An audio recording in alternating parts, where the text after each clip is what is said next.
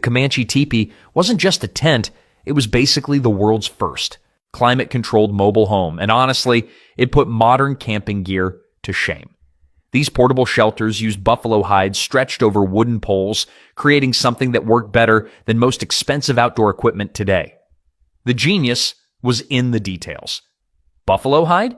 That stuff was like nature's version of high-tech insulation, keeping blazing heat out during the day while letting the structure cool down fast once the sun went down. But here's where it gets really clever. The Comanche could actually rotate their entire home. Not like spinning a lazy Susan at dinner, but they'd literally reposition the whole teepee to follow shade patterns throughout the day. Your Uncle Bob with his fancy RV can't even do that without unhooking everything and causing a neighborhood traffic jam. The shape itself was brilliant engineering. That cone design created natural air circulation. Hot air rose up and out through the top, while cooler air got pulled in from the bottom. It was like having a built-in ventilation system that never needed batteries or broke down right when you needed it most. Then there's the color scheme. These weren't Instagram-worthy bright colors that would turn the inside into an oven. The Comanche used earth tones that blended with the landscape and reflected heat instead of absorbing it. Smart? You bet. Unlike that white camping tent that turns into a greenhouse the moment sunrise hits. Well, the real kicker was speed. A typical Comanche family could have their entire house set up in under 30 minutes. Try doing that with modern furniture from that Swedish store where the instructions look like hieroglyphics and you're still missing 3 screws. The materials came straight from their environment. No shipping delays or supply chain issues. Buffalo hide, wooden poles, sinew for binding. Everything they needed was right there, and it all worked together like a perfectly designed system. But why did this design work so well in 120-degree heat?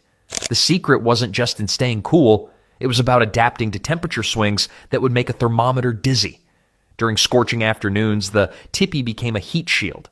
When night fell and desert temperatures dropped 40 degrees, it transformed into cozy shelter.